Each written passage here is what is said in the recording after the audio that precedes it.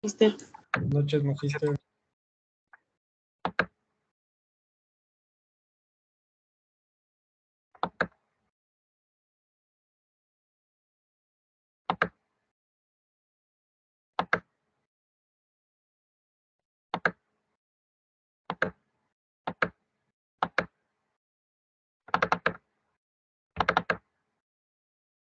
Bueno, vamos a empezar con la unidad número 4, que va a ser prácticamente un resumen general de lo que hemos visto desde la realidad y la óptica del espacio laboral para el psicólogo dentro del campo educativo, que en este caso es el Departamento de Consejería Estudiantil.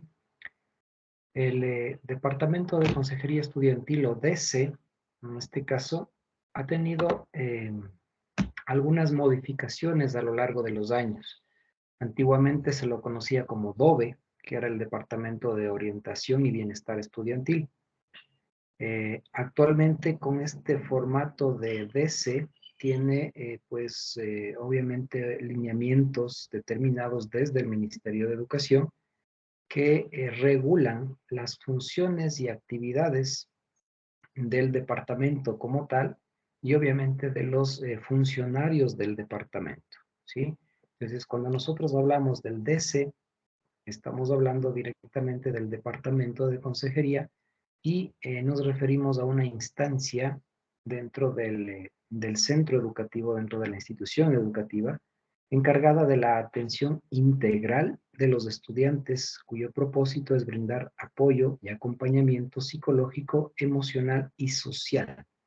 Cuando nosotros desplegamos este apoyo y acompañamiento, estamos enfocándolo en tres ámbitos muy importantes. Primero, la parte psicológica, es decir, asegurarnos que el desarrollo mental, el desarrollo de personalidad, el desarrollo de procesos sea el adecuado en niños, niñas y adolescentes. Cuando hablamos del acompañamiento emocional, estamos hablando que debemos asegurarnos que la esfera afectivo-emocional del niño y adolescente pues no tenga discrepancias, no genere errores en cuanto a su formación y nos sugiere, digamos así, directamente brindar ese apoyo y acompañamiento para evitar que cualquier tipo de situación relacionada con lo emocional se vaya a convertir en una situación de crisis. Y finalmente lo social, porque tenemos que estar pendientes de cómo maneja el niño, la niña o el adolescente su interacción con los demás, de tal manera que el departamento prácticamente se ha convertido ya en un espacio de consejería. Nosotros estamos de alguna manera habilitados el momento en que entramos a trabajar a un departamento de consejería para brindar precisamente ese apoyo, ese sostenimiento, ese acompañamiento a los estudiantes. El objetivo primordial del departamento es brindar servicios profesionales de consejería a los estudiantes en el marco de su experiencia educativa. Y aquí una particularidad, dentro de lo que es la reforma a la Ley de Educación para departamentos de consejería, que ustedes ya lo analizaron en la primera unidad, pues nosotros vemos que en realidad hay varios parámetros por cumplir, pero aquí cualquier profesional de la psicología puede directamente trabajar en el campo del DC. Sin embargo, hay ciertas regulaciones, por ejemplo, relacionadas con el área específica de estudio profesional. Si nosotros en el departamento de consejería podemos trabajar siendo psicólogos generales, psicopedagogos, psicólogos educativos, orientadores vocacionales, psicólogos clínicos o incluso trabajadoras sociales. Pero cada uno va a tener un ámbito en el cual o se puede o no se puede enrolar directamente ya en la práctica, ¿sí? Por ejemplo, hay una regulación que salió hace 5 años que habla de que dentro del Departamento de Consejería Estudiantil no se puede dar terapia. Entonces, eso limitó mucho el campo de acción del psicólogo clínico dentro del DESE, porque un psicólogo clínico, pues obviamente se tiene la facultad de aplicar terapia, pero esa fue una de las primeras cláusulas dentro del manual de procedimientos del DESE, que no se puede aplicar terapia dentro del medio educativo. ¿Qué es lo que nosotros tenemos que hacer? evaluar, diagnosticar, aconsejar y luego sugerir a los representantes que busquen ayuda profesional externa, en este caso, de ser necesario un proceso terapéutico, ¿sí? Eso es algo primordial. Ya. Si nosotros vamos hacia el desarrollo integral, como les decía, la parte social implica que nosotros nos aseguremos que los niños tengan un desarrollo social adecuado, es decir, que se relacionen positivamente con los otros niños y lo mismo en la adolescencia. Es decir, tendríamos que hacer una evaluación del aspecto de comportamiento y de características como la extroversión o la introversión para nosotros manejar a través de la consejería, digámoslo así, alternativas para que el estudiante mejore su ambiente social, pueda relacionarse de manera positiva con los demás. Entonces nosotros podemos, por ejemplo, sugerir círculos sociales de apoyo, círculos de estudio, podemos hacer contención emocional a nivel grupal, consejería grupal también, de tal manera que se le vaya ayudando al chico a desarrollar habilidades sociales. Eso es básicamente lo que significaría la guía social dentro del ámbito de la atención integral, ¿sí? No sé si hay alguna otra pregunta hasta aquí. Por ahí está algún micrófono, por favor, si es que van a hacer alguna pregunta, caso contrario lo cierran, gracias.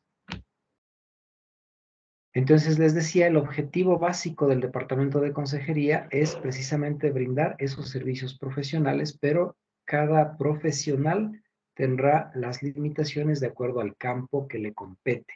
Por ejemplo, el psicólogo clínico se tiene, en este caso, gracias a las habilidades de estudio como profesional, hacer todo un proceso de diagnóstico, ¿sí?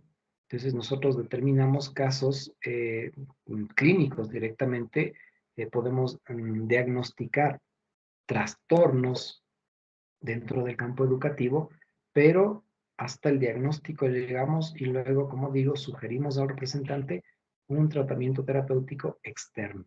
Y aquí un poco la parte de la ética, que en algún momento conversábamos también, si recordará, que les decía que uno no puede promocionarse a sí mismo a nivel de consulta privada, ¿sí? No puede llamarle al representante y decirle, ¿sabe qué? Aquí yo no puedo hacer terapia, pero tengo mi consultorio afuera, así que le doy una cita, porque eso significa lucrar a través de la profesión y eso está terminantemente prohibido en el TESE. Lo mismo sucede con los psicopedagogos. Ellos tienen la habilidad de, en cambio, evaluar y determinar problemas de aprendizaje, pero el momento de generar herramientas para el desarrollo de habilidades de aprendizaje, el acompañamiento y el refuerzo pedagógico tiene que darlo un psicopedagogo externo. Dentro del departamento lo que se hace es evaluar funciones básicas, funciones superiores en algunos casos, determinar cuál es la falencia, emitir el criterio diagnóstico, el proceso evaluativo y de haber rasgos de una posible deficiencia a nivel de aprendizaje, enviar el caso a la UDAI.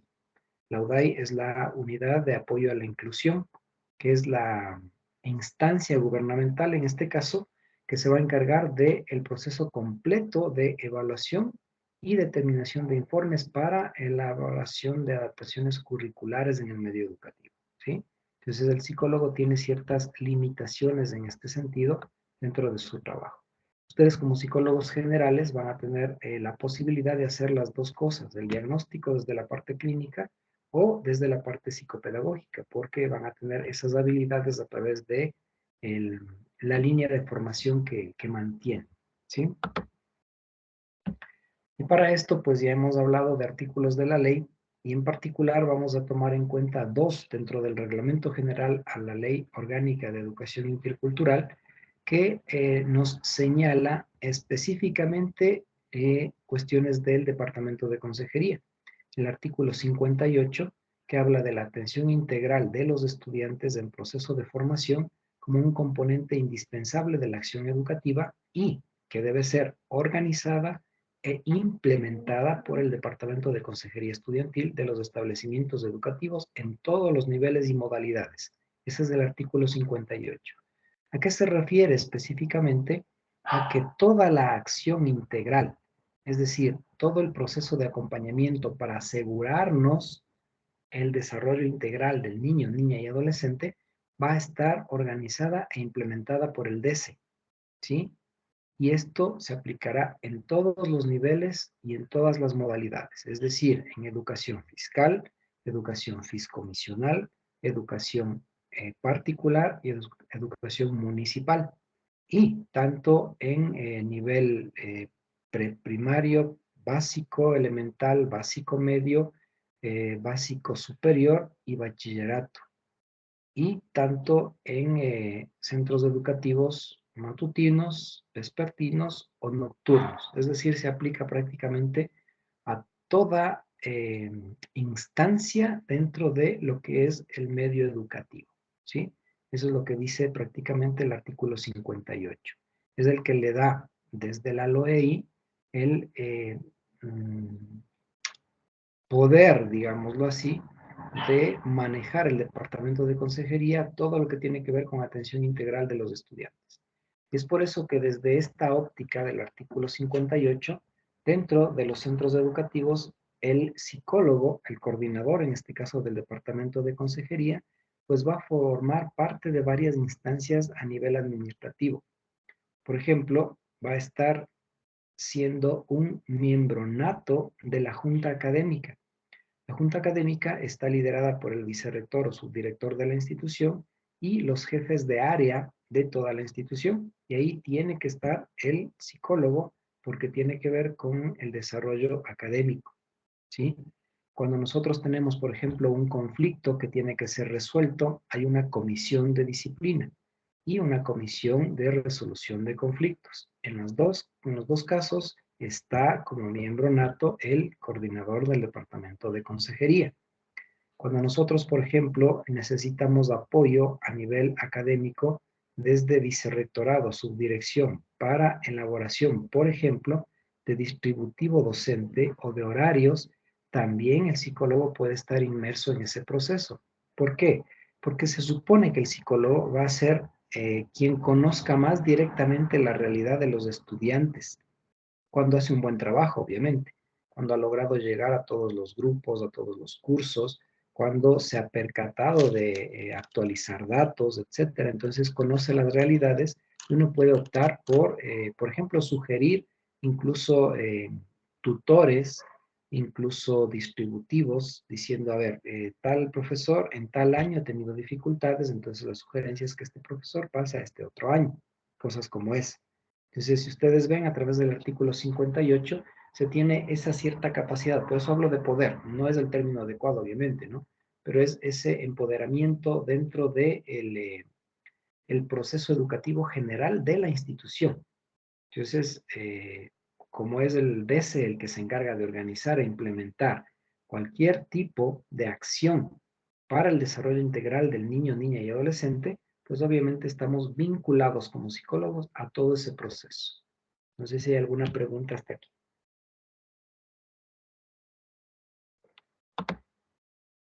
Y el artículo 59, en cambio, que ya lo habíamos visto también en su momento, es dentro de la LOI el que dice que en las actividades y programas atinentes al Departamento de Consejería Estudiantil debe participar activamente todo el personal de la institución, directivos, docentes, administrativos, así como los estudiantes y representantes legales. Las acciones y los programas deben ser organizados por el Departamento de Consejería Estudiantil y deben ser puestos a consideración del Consejo Ejecutivo del establecimiento para su análisis y aprobación. Recuerden ustedes que cuando hablábamos del reglamento a la ley, nosotros mencionábamos que existe un POA del departamento, ¿sí? Que es el Plan Organizativo Anual.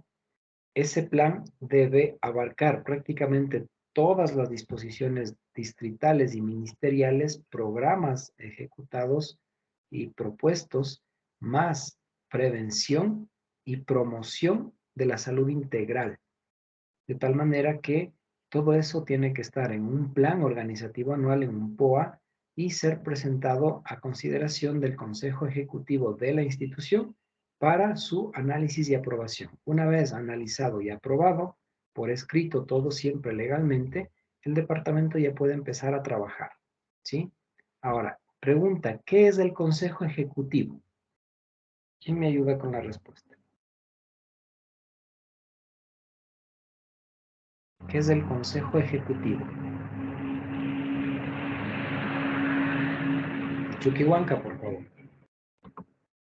Buenas noches, magíster, buenas noches, compañeros. No sé si estoy mal, pero me corrige. Creo que es el que se encarga de tomar decisiones y ver la mayor prioridad dentro del sistema educativo.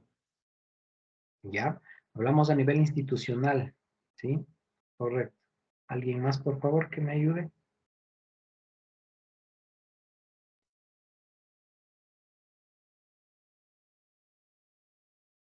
¿Quién integra el Consejo Ejecutivo?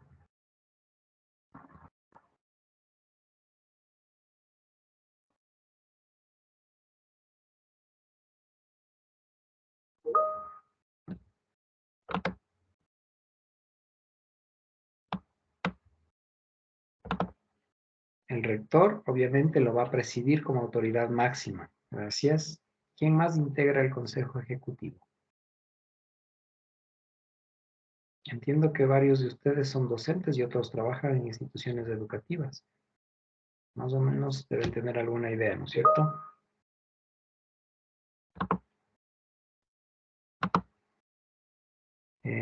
Docentes, varios vocales, ¿ya? No, estudiantes no. Acosta, por favor. Magíster sería el rector, vicerrector y el inspector, tal vez. No el inspector. Rector y vicerrector, sí. Financiero, no, no tiene que ver con la parte contable de la institución. Tampoco representantes de padres de familia. Vicerrector, sí. A ver, les vamos a aclarar esto. Cuando nosotros hablamos del Consejo Ejecutivo, estamos hablando de la instancia máxima de toma de decisiones a nivel de autoridades de la institución.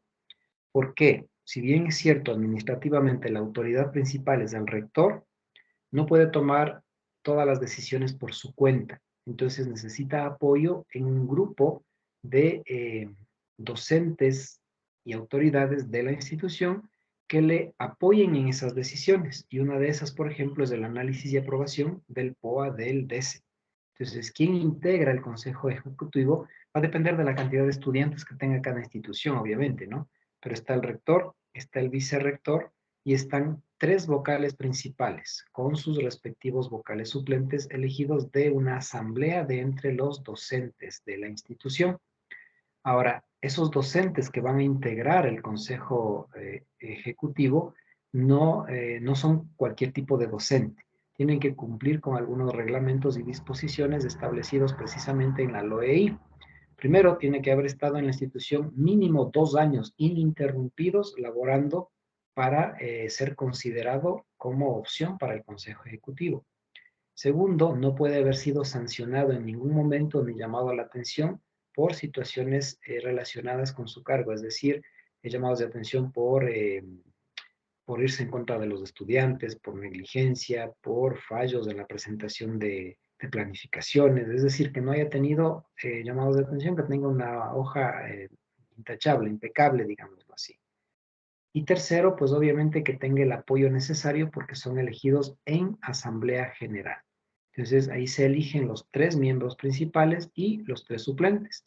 Los suplentes lo que van a hacer es, como dice el término, suplir a los principales cuando exista alguna reunión y el principal no pueda ir por alguna situación personal, ¿sí?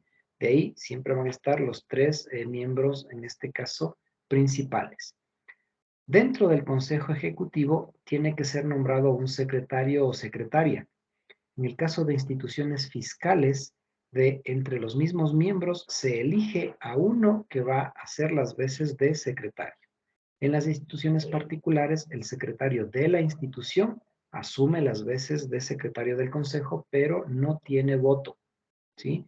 Cuando se tiene que tomar una decisión con respecto a la institución, el secretario en las instituciones particulares no tiene voto, ¿sí? puede emitir su criterio, es decir, tiene voz, pero no tiene voto. Eso es lo que dice la ley.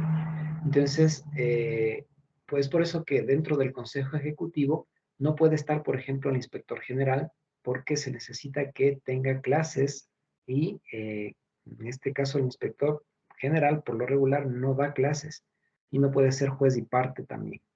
Tampoco un miembro del DC puede estar dentro del Consejo Ejecutivo a menos que tenga una carga horaria definida de más de 10 horas y cumpla con los otros criterios o parámetros, ¿sí? Entonces, más o menos por ahí va el Consejo Ejecutivo, que es la entidad autoritaria máxima dentro de la institución en cuanto a toma de decisiones, ¿sí? Y repito, esta se va a encargar en particular, hablando del artículo 59, de analizar y aprobar el POA del Departamento de Consejería y todas las posibles actividades que no estén incluidas, ¿sí? Yo algún rato les decía en este sentido, cuando el psicólogo planifica, cuando ejecuta el proceso de elaboración del POA, ¿sí? Pues obviamente tiene que incluir todo lo que en su visión se va a necesitar durante el año lectivo, porque el POA se lo elabora en el primer mes, ¿sí? Desde septiembre ya tiene que estar elaborado el POA, pero tiene que incluir actividades hasta fin de año. Entonces, hay ciertas actividades que están dentro de programas del ministerio o programas regulares que uno ya sabe y puede incluirlo. Entonces pone, por ejemplo, talleres de prevención en cuanto a situaciones de consumo de alcohol y drogas, de prevención de embarazo, de prevención de violencia y abuso, de sexualidad, etcétera, que ya uno más o menos lo planifica y sabe que eso tiene que cumplir durante el año. Pero siempre va a quedar algo que venga desde el ministerio y aparezca de la nada. Y eso sucede usualmente, ¿no? Durante el año llega una notificación, un acuerdo ministerial que dice hay que trabajar sobre este tema en este tiempo de tal mes a tal mes y el encargado del DESE. Como eso no está en el POA, ¿qué tenemos que hacer? Un alcance al POA con una planificación específica y eso, pues, enviarlo a Consejo Ejecutivo para su análisis y aprobación. Esas son las partes, en algún momento les decía yo, administrativas del departamento, que a veces se llevan mucho tiempo en realidad, en lugar de ir directamente a la práctica, que es el contacto con los estudiantes, ¿no? Pero que, de acuerdo a la ley, pues obviamente tenemos que cumplir. Y pues aquí, para este artículo, el consejo tiene que estar al tanto absolutamente de todo lo que usted hace. Por lo regular, como el representante principal del consejo ejecutivo es el rector, con que usted haga un oficio al rector explicando qué es lo que tiene en mente, es más que suficiente. El rector ya dará a conocer al consejo y lo aprobará, ¿sí? Hay ocasiones en las que, por ejemplo, nos solicitan información desde el ministerio que es de hoy para hoy. Y eso sucede mucho con el Ministerio de Educación. No sé si no es una buena planificación o estrategias o qué pasa, pero a veces resulta que llega un comunicado a las 10 de la mañana y nos dicen hay que llenar esta matriz hasta las 12 del día y tenemos 2 horas para sacar información. Y a veces son matrices que no es que sean de un rato para otro. Matrices, por ejemplo, como de necesidades educativas específicas, se las tiene llenas, porque esa es una de las funciones del departamento desde el inicio del año. Asegurarse de actualizar datos de niños, niñas y adolescentes con necesidades educativas específicas. Pero hay otras matrices que nos piden, por ejemplo, matriz de etnias. Eso llega todos los años en el momento menos pensado, entonces uno tiene que adelantarse a ciertos procesos. Y llega un día y nos dicen, pues hoy hasta las 2, 3 de la tarde tienen que pasar la matriz explicando cuántos estudiantes tenemos con cada una de las determinaciones de etnia.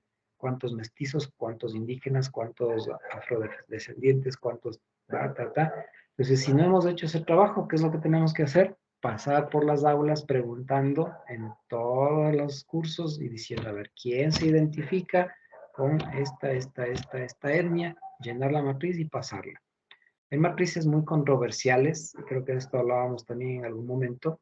Hace un par de años se les ocurrió al ministerio pedir llenar una matriz de orientación sexual. Y eso armó un alboroto a nivel educativo, desde los departamentos de consejería, que somos los encargados de hacer eso, porque nos pedían que preguntemos a los adolescentes desde octavo de básica hasta tercero de bachillerato, quienes tienen una orientación sexual diversa.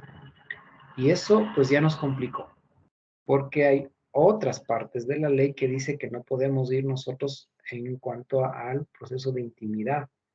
¿Y cómo sabemos que un estudiante se oriente o se categorice a sí mismo como homosexual o bisexual o trans o lo que sea sin preguntar? Es complejo. Y hay una parte de la ley que dice que cuando nosotros tenemos que hablar de orientación sexual con los estudiantes necesitamos la autorización del representante legal. Entonces, era imposible llenar esa matriz porque nos la pedían de la mañana para la tarde y teníamos que hacer un comunicado a todos los padres de familia para que nos autoricen a hacer esa pregunta a los estudiantes, primero. Segundo, buscar la manera de que los estudiantes en realidad puedan hablar abiertamente de ese tema, cosa que no era tan fácil. Ese tema lo manejan los chicos con mucha, no sé cuál sea el término, delicadeza tal vez, y difícilmente lo van a hablar, a menos que se hayan aceptado completamente como tal en cuanto a orientación. Entonces, hay cosas como esa que dejan en entredicho ciertos procesos desde el ministerio. Y repito, tal fue la situación que generó que a la final terminaron pidiendo disculpas y diciendo que esa matriz la iban a quitar y que ya no se la llene. Y a partir de ahí, pues no lo han vuelto a pedir. Hay otras matrices que sí le corresponden al DESE y que son más fáciles de llenar, como por ejemplo la matriz de embarazos en adolescentes. Y nosotros tenemos que saber directamente qué adolescente está embarazada, de cuánto tiempo de gestación está, para proceder a llenar esta matriz, ¿sí? Entonces, son situaciones que se dan desde la óptica de estos artículos de ley que le competen al Departamento de Consejería. ¿Alguna pregunta, por favor?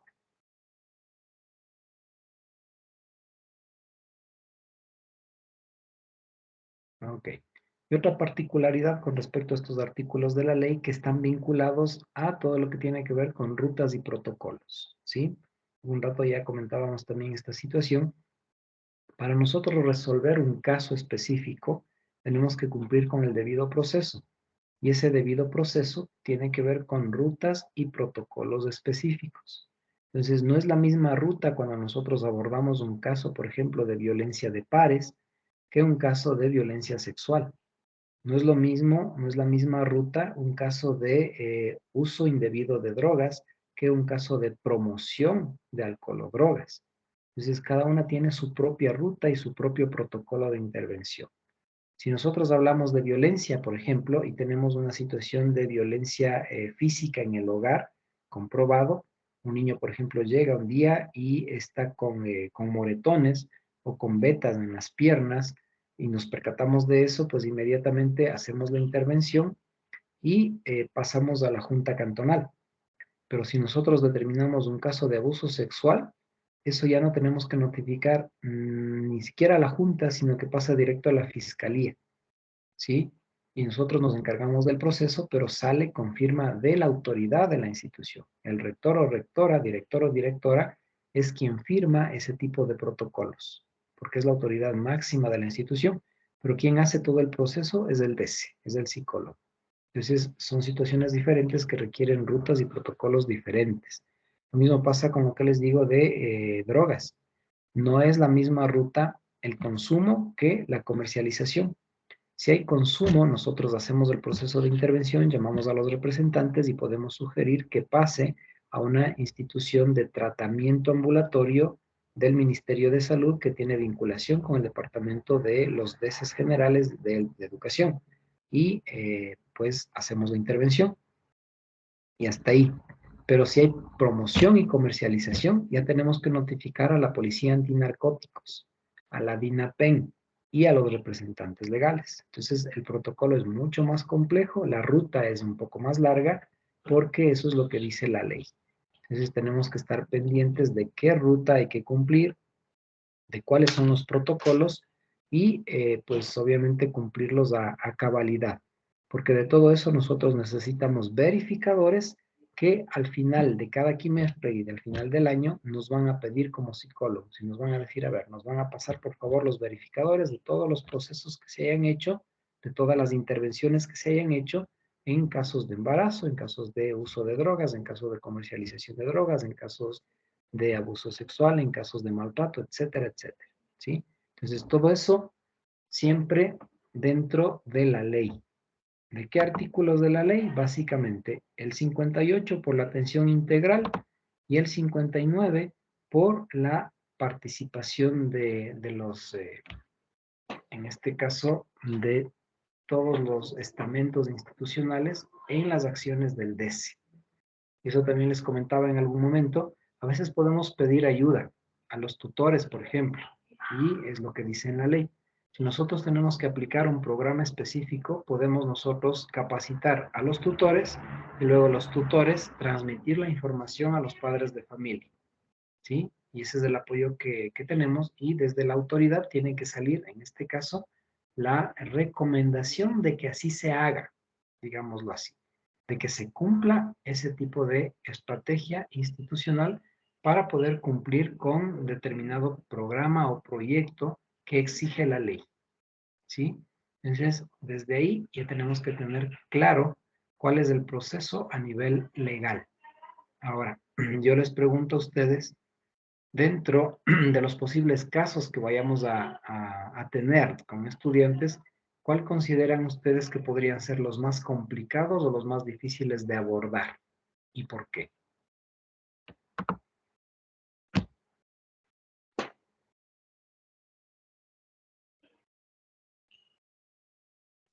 ¿Cuáles podrían ser los casos más complicados, más difíciles de abordar y por qué? Chuquihuanca, por favor. Magíster, bueno, en mi caso viene una intervención con una anécdota que en mi colegio teníamos súper problemas porque habían 5 personas que eran adictas al alcohol y aparte de eso no tenían, o sea, una estructura familiar adecuada. Solo vivían o bien con la mamá o vivían con los abuelos. Yo desde mi punto de vista ese creo que es el más complicado. Ya, gracias. Nos dicen por aquí abuso sexual. Sí, por supuesto. Aquí con la cuestión de abuso sexual se complejiza mucho la situación porque hay una parte en la ley que dice la prohibición de revictimización, ¿no? Entonces, si nosotros nos enteramos a través de una tercera persona, ya no podemos llamarle a la víctima y volverle a preguntar porque estamos revictimizándole. Entonces, ahí se corren muchos riesgos. Se corre el riesgo de que en realidad no tengamos información suficiente, de que no sea una información totalmente veraz, pero sin embargo, si tenemos el dato, ya tenemos que cumplir con el protocolo. Y eso les decía, cuando se trata de abuso sexual, el protocolo dice que si nos enteramos nosotros, pasamos vía escrita al rector o director y él pasa directo a la fiscalía el caso. Ni siquiera llega al distrito o a la junta, directo a la fiscalía. Ahora, ¿qué pasa si la persona que nos informó a nosotros no tuvo una información muy real? Porque nosotros tenemos que poner en la ruta quién nos informó y cómo fue. Y a veces eso complejiza la situación. Entonces, sí, yo diría que es uno de los más complejos. Reclutamiento de bandas criminales por el miedo a represalias. También esa es una situación muy, muy compleja que vivimos a diario nosotros, al menos en diferentes instituciones, sobre todo en sectores como muy conflictivos de las ciudades, ¿no? Y nosotros muchas veces los docentes se enteran, pasan el dato al departamento de consejería y nos dicen, sí, ¿sabe qué? En la esquina antes de entrar acá están reclutando para esto, para esto, para esto. Y ahí nos ponen en apuros porque decir cuál es realmente la intervención que debemos hacer, ¿no? Entonces, sí, correcto, es muy complejo. Ha habido casos donde incluso docentes o inspectores han sido amenazados por los reclutadores en la institución educativa, fuera de la institución educativa. Y pues obviamente el departamento de consejería también, los psicólogos, ¿no? Entonces, complejo, correcto. Violaciones. Aquí tenemos una situación particular, hablando justo del abuso sexual. ¿Qué pasa si un estudiante o una estudiante viene donde nosotros a poner una denuncia por abuso sexual o por violación de un miembro de la misma institución educativa, sea un compañero o compañera compañero de clases o de otro curso o un docente. Eso complejiza mucho más la situación. Distribución o venta de droga, no tanto. Actualmente no es tan complejo ya. Nosotros descubrimos en el colegio que hay alguien vendiendo droga, llamamos antinarcóticos, notificamos a los representantes y la policía se encarga de hacer todo el proceso de seguimiento. Es tedioso, es largo el proceso, pero la intervención no se complejiza tanto en realidad. Consumo y expendio de drogas dentro de la situación, lo mismo que decíamos, ¿sí? Eso no es tan complejo en realidad ya hoy en la actualidad. Acoso sexual, discriminación de género, eso es muy delicado para trabajar, correcto. El acoso sexual dentro de las situaciones de violencia o maltrato sexual, pues y la discriminación de género también es otro asunto que hay que manejarlo con muchísimo tino. Acoso sexual por parte de padre biológico y que la madre tenga conocimiento, eso es muy común y también es difícil, ¿sí? Porque la mayoría de casos de abuso sexual infantil vienen de familiares cercanos y a veces sí, de los mismos padres biológicos en estado etílico muchas veces. Y cuando nosotros tratamos de hacer la intervención y pasar a la fiscalía, notificamos a la madre y la madre sí lo sabía y no hizo nada. Entonces de ahí se convierte en cómplice y el caso ya no solo pasa de la fiscalía al proceso de detención, sino también a la junta por negligencia y muchos casos de esos terminan con los niños, las niñas en lugares de acogida, ¿sí? Adoptivos temporales. Entonces sí es muy complejo. Prostitución en las instituciones, difícil porque no se lo puede identificar completamente y de eso hemos tenido algunos casos en el medio educativo. ¿Por qué? Tenemos conocimiento de que, por ejemplo, hay chicas que están vendiendo su cuerpo a cambio de dinero y están utilizando redes sociales con los mismos compañeros, por ejemplo, de clase. Entonces, llegar realmente al meollo del asunto, digamos así, a la base real del problema, sí, lo vuelve muy complicado, correcto. Hay otros casos y tuvimos hace un par de años antes de la pandemia una situación muy complicada en la ciudad de Ibarra, en una institución particular, con chicas que se convirtieron prácticamente en prepago y con eso sacaban dinero para sus cosas personales y lo hacían ya como un negocio lucrativo bastante conocido en la ciudad. Y pues eso alborotó completamente la situación de la educación en el medio, ¿no? Porque al menos en ciudades que no son muy grandes, eso se riega como la pólvora. Y como para eso tenemos pues las redes sociales como apoyo negativo, mucho más. Entonces sí, complejo. Muy bien, tienen ustedes la idea de todo lo complejo que significa trabajar en el departamento de consejería y aunque tenemos que cumplir con ese propósito desde los artículos de ley, ¿sí? No sé si hay alguna pregunta más o comentario.